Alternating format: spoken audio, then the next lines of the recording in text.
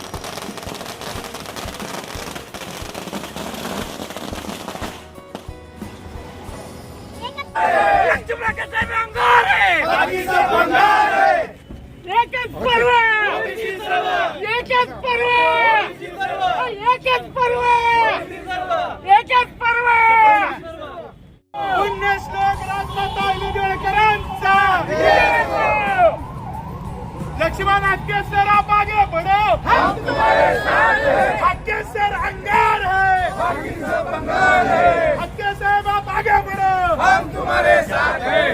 विजय को एक पर्व, एक पर्व। हक्के साहब तुम संघर्ष करो, हम तुम्हारे साथ हैं। तुम संघर्ष करो, हम तुम्हारे साथ हैं।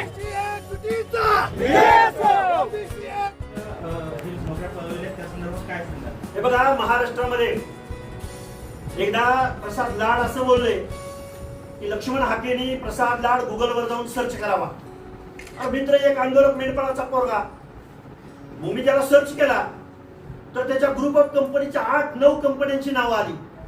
मी त्याच्या पुढे जाऊन थोडा सर्च केला, वेगवेगळ्या अधिकाऱ्यांकडून माहिती घेतली तर महाराष्ट्रामधल्या सरकारमधल्या 1 लाख नोकऱ्या, मी बोलत नाही, हे प्रसाद लाड बोलले. मला काय वाटलं, प्रसाद लाडने 1 लाख नोकऱ्या दिल्यात म्हणजे अमेरिकेमधून, ब्रिटनमधून, जर्मनीमधून एखादं काही कॉन्ट्रॅक्ट आणलंय का त्याच्या IT कंपनीला, किंवा एखादं काही प्रोडक्शन आहे का, एखादं क्लस्टर आहे का. आम्ही ज्यावेळी बघितलं त्यावेळी महाराष्ट्रातल्या वेगवेगळ्या विभागाच्या, समाज कल्याण विभागापासून ते ग्रामविकास वेगवेगळ्या विभागापर्यंत, अरे हा या प्रसाद लाडची कंपनी मेस मध्ये भाजी, आमच्या तलाट्याच्या नोकऱ्या का लागत नाहीत.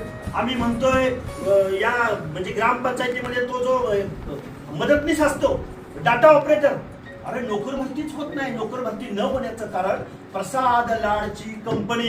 अजून एक कोणतरी गायकवाड आहे, तो बीव्हीजी वाला नाही बोलत, दुसरा एक गायकवाड आहे अजून. बीव्हीजी वाला त्याच्या स्किनवरती काय करतोय अजून मी काय त्याचं समर्थन नाही करत, त्याचाही आम्ही अभ्यास करू. या महाराष्ट्रातले बेरोजगार का झाले त्याचं कारण या प्रसाद लाडची, या हरामखोराची कंपनी आहे. याची आम्ही डिटेल माहिती काढू. दिपके साहेब बोलतोय, या महाराष्ट्रामधल्या नोकऱ्या गायब झाल्या कुठं. काल परवा दिवशी एका टेंडरवरनं वादळ झालं. फुंडकर साहेबांनी 5 अधिकाऱ्यांना घरी बसवलं, फुंडकर मंत्री. त्याचं कारण असं निघालं की 5-25 कोटीचं टेंडर, म्हणजे सुरक्षा रक्षक जे आहेत त्याला जी दवापाणी करायची आहे त्याचं 5-10 कोटीचं टेंडर 250 कोटी रुपयावरती निघालं.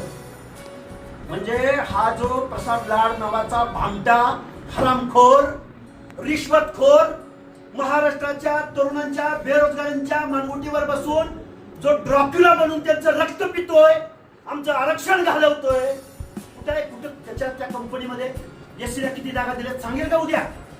एसटीला जागा किती दिल्या सांगेल का उद्या. आमच्या ओबीसी VJNTच्या किती पोरांना दिल्या सांगेल का.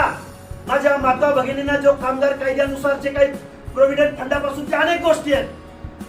मुख्यमंत्री महोदयांना सांगणं आहे, या प्रसाद लाडच्या कंपनीला कशी काय टेंडर मिळतात, महाराष्ट्रात दुसऱ्या कुठल्या कंपन्या आहेत की नाही. आता वाईट या गोष्टीचं वाटलं, हा हरामखोर माणूस जरांगेला जाऊन मांडवली करायला जातोय. म्हणतोय मी मनोज दादा जरांगेच्या बाजूने बोलतोय. मनोज दादा जरांगेच्या मागो 5-50 हजार माणसं असतात. मग आमच्या गावगाड्यातला एखादा लमान, आमच्या गावगाड्यातला एखादा कुंभार, सुतार, लोहार, आमच्या गावगाड्यातला एखादा नागपती, डबरी गोसावी 5-50 हजार माणसांची गर्दी नाही करू शकत. मग त्याचं आरक्षण तुम्ही काढून घेणार. हे न्यायाचं राज्य आहे का महाराष्ट्र. काय चाललंय नक्की महाराष्ट्रामध्ये? आमचा ओबीसी विजयंती, अरे मुख्यमंत्री महोदय, तुम्ही काल घरगणना झाली म्हणे महाराष्ट्रात. त्या तुमच्या रकान्यामध्ये ओबीसीची जात नाही हे जनगणना तर होणारच नाही, पण आमच्या भटक्यांची पाल जमिनीशी समांतर. त्या तुमच्या रकान्यामध्ये पाल, झोपडी, खोप याचा उल्लेख आहे का? आणि जर मग तुमच्या गणनेमध्ये पालाला स्थान नसेल तर मग पालामधली माणसं मोजली जाणार नाही, भटका मेंढपाळ मोजला जाणार नाही. गावगाड्यामधल्या हर एक माणसावर अन्याय तुम्ही करताय. आणि जरांगे जो बोंबलतोय, जरांगे जो अर्वाच्य भाषेत बोलतोय, गरजले जरांगे गरजले. आता तू पश्चिम महाराष्ट्रामध्ये आलाय जरांगे, जरा अभ्यास कर. पश्चिम महाराष्ट्रामधल्या तालुक्यामध्ये गेलास तर ओबीसी विजयंती जर एकवटला तर भल्या भल्या माणसांनी तुला कोण कोण आमदार भेटायला आले, आम्ही लिस्ट बनवली, त्यांचा बरोबर सगळ्यांचा करेक्ट कार्यक्रम होणार. ताज्या बातम्यांसह ठळक घडामोडी पाहण्यासाठी आजच डीडी दर्पण न्यूजला लाईक करा, शेअर करा व सबस्क्राईब करायला विसरू नका.